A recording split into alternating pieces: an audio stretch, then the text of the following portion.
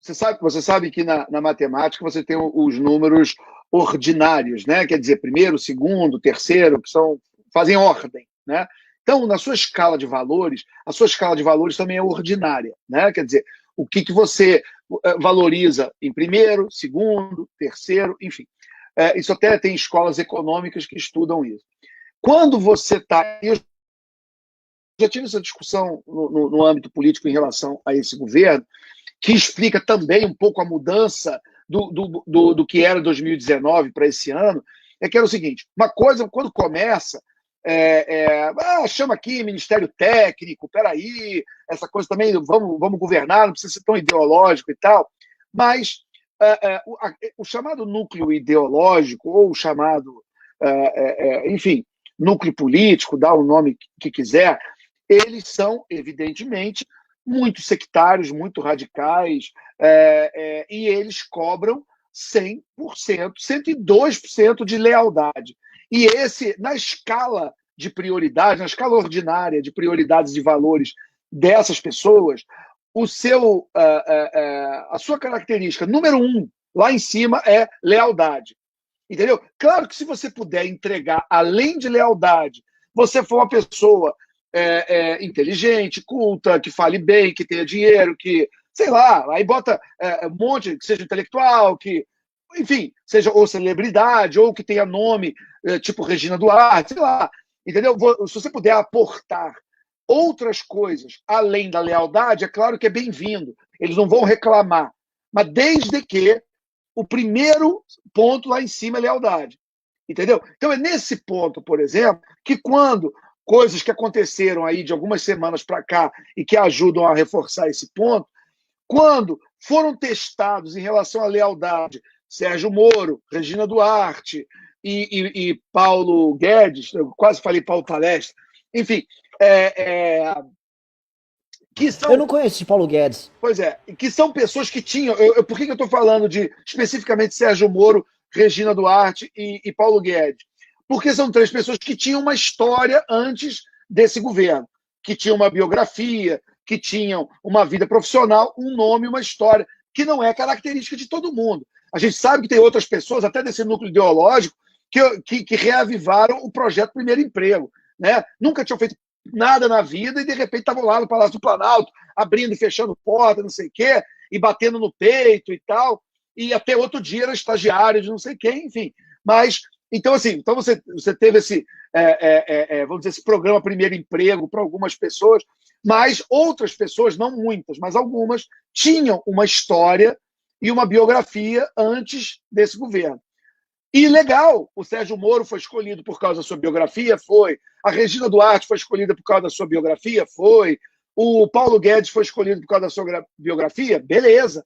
Mas esse não é o primeiro valor. O primeiro valor é lealdade. E aí, o que acontece? Na hora que o bicho pega e esses valores conflitam entre você respeitar a sua própria biografia ou você ser leal, algumas pessoas vão passar no teste, algumas não vão. O Sérgio Moro foi embora. O Paulo Guedes ficou. A Regina Duarte ficou para ser, mesmo assim, ser mandada embora. Né? Mas ela deu aquela entrevista para a CNN que, infelizmente, uma das cenas mais constrangedoras que eu acho que qualquer brasileiro já passou na vida. É uma entrevista que você assiste com dor física, né? A destruição em público da Regina Duarte. De um símbolo nacional. Namoradinha do Brasil, essa atriz querida por todo mundo. Né?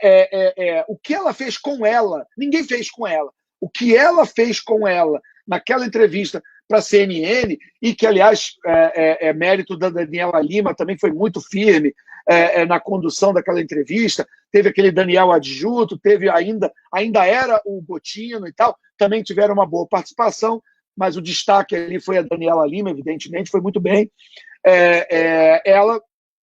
O que a Regina Duarte fez com ela mesma ali, de fazer dancinha cantando Esse é um País que Vai para Frente, algumas coisas que, assim, por que você é tão negativo? Perguntando coisas básicas. Ninguém está pedindo nada, dizendo, minha filha, vem cá, por que você não fez uma nota lamentando a morte do Aldir Blanc? O que te custa? Ninguém está pedindo nada. Escreveu, manda um assessor teu divulgar uma nota, faz uma pequena homenagem. O que custa? Pelo amor de Deus. Porque a Secretaria de Cultura, é bom lembrar, era o antigo Ministério da Cultura. Perdeu o status de ministério, virou secretaria, foi colocado lá dentro do Ministério do Turismo, né? Daquelas loucuras. Mas, anyway, ela era a grande autoridade da cultura dentro do governo federal. Né? E ela chegar. E quando perguntada se não podia ter homenageado alguns artistas que tinham acabado de morrer, eu me lembro, aqui me ocorre o Aldir Blanc, mas tinham outros, e ela não só justifica não ter falado nada, como ainda, né, faz aquelas coisas de eu vou transformar isso aqui num obituário. Enfim, mas ali, o que era a Regina Duarte? Era a Regina Duarte dizendo: olha, o meu valor aqui é pela lealdade. Eu estou disposta a jogar fora minha história, minha biografia e provar que sou leal ao projeto de poder e ao governo. E isso a gente viu com ela, a gente viu com o Guedes, a gente viu com alguns outros, e, de certa forma, os militares conseguem, bem ou mal, acham pelo menos, surfar uma onda um pouco fora disso, porque eles dizem que eles têm uma carreira de Estado e estão servindo ao país. Então, em qualquer governo, eles vão estar lá para tentar ajudar, porque eles são o poder moderador, né? Alguns acham isso. Enfim, tomaram um belo cascudo no Luiz Fux, mas tinha essa história de serem o poder moderador. Mas, tirando essa ala militar, ou reserva, ou da ativa, os outros, quando em algum momento vão ser, e quase todos estão sendo testados em relação à sua lealdade, aconteceu uma coisa quase injustificável aqui na sua pasta ou na sua área. O que você vai fazer? Você vai pedir demissão, você vai manter a sua credibilidade, a sua história, a sua biografia, ou você vai jogar tudo fora em nome do seu cargo e em nome da lealdade. Porque para os franco-atiradores da ala ideológica, tem muita gente ali que está dando um único tiro da sua vida. Gente que não tem história, que nunca fez nada na vida, que, quando esse governo acabar, não vai voltar para o mesmo subsolo de onde veio, entendeu? Então, também é um bando de franco-atirador. Né? Gente que emerge de um bueiro existencial e vai voltar para o mesmo bueiro depois, ok. Mas, assim, essas pessoas que têm uma história e têm uma biografia, elas são testadas e é nessa hora que ela tem que provar que ela é leal ou não. Isso me lembra, tem alguns estudiosos de movimentos políticos e revolucionários que basicamente dizem que os movimentos revolucionários têm 3 fases. Tá? A primeira fase é a fase ideológica e intelectual, onde alguns formuladores de políticas, ideólogos, formulam um projeto de poder e oferecem à sociedade, seja via eleições ou golpe de Estado. Depois que esse grupo chega ao poder, esse grupo acaba incorporando gente, bandido, venal, pessoas venais, gente que está disposta a meter a mão na lama. O nosso amigo lá, o Roberto Jefferson, falando que nós, os conservadores e tal, enfim. Você tem uma segunda onda, né, por exemplo, esse Bibo Nunes, que eu não conhecia, aí por acaso eu fui olhar a página dele da Wikipédia para saber quem era, eu nem sabia direito quem era.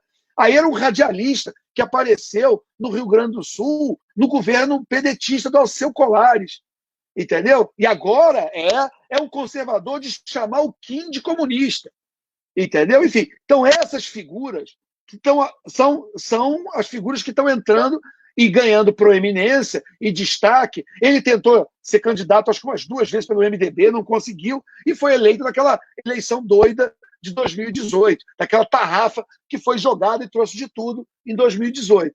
Então, assim, então ele sabe que ele depende, e muita gente que entrou nesse barco em 2020 e está ganhando proeminência em 2020, essas pessoas são, vamos chamar, dessa segunda onda. É o Centrão, essa turma do Nós, os Conservadores, é a turma que chama o Sérgio Moro de bandido, é a turma que chama o Mandetta de, como é que é? Agente chinês, que chama, enfim, vocês sabem do que a gente está falando e de que aquela turma que fala. Não, porque a gente tinha realmente cada uma que se manter atualizado.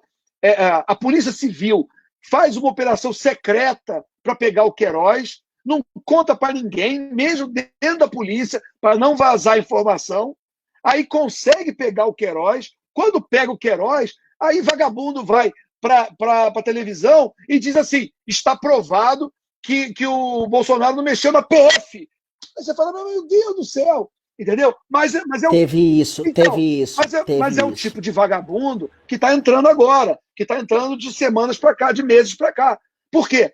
Porque alguns estudiosos chamam isso da segunda fase dos movimentos revolucionários, onde os intelectuais, que são, às vezes, muito, não posso botar a mão na massa, entendeu? Eu não vou para a imprensa para defender, para dizer uma coisa abjeta dessa, por exemplo. Aí tem que chamar alguém. Aí esses caras aparecem e entram. O que acontece? A segunda onda, eu não estou falando isso, são dos estudiosos de movimentos revolucionários.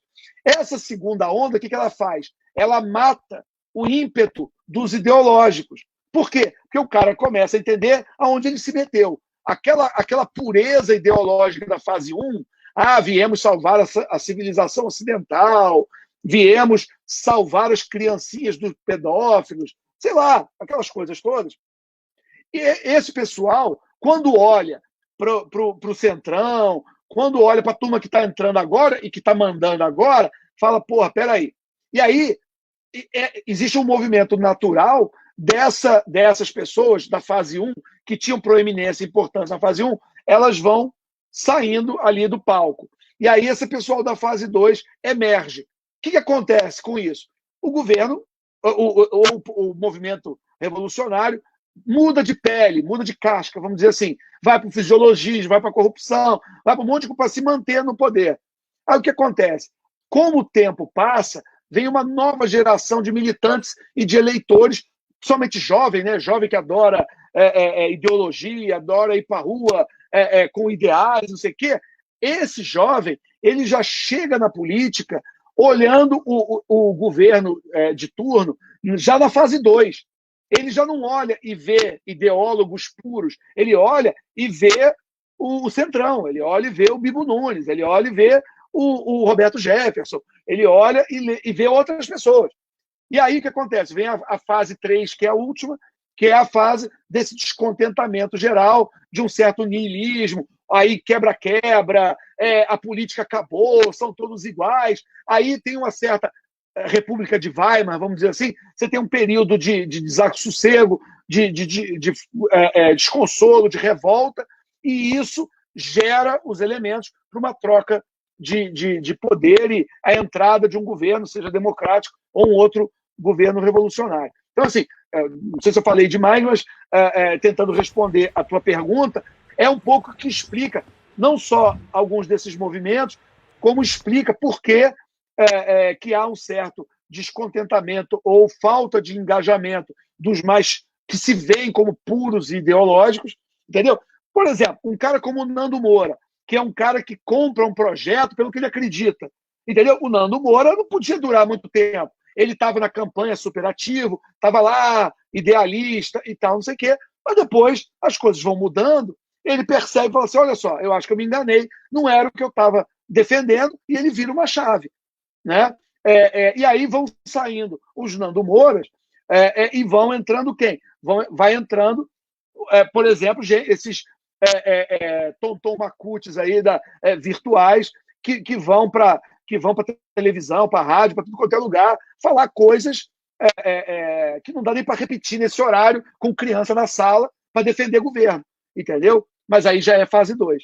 Então é mais ou menos essa fase que a gente está entrando, vai tirando um pouco do encantamento, vai tirando um pouco desse verniz de pureza, e aí entram os pragmáticos. E é uma nova fase com novas pessoas, novos eleitores, novas estratégias políticas para tentar se manter e sobreviver nessa nova fase.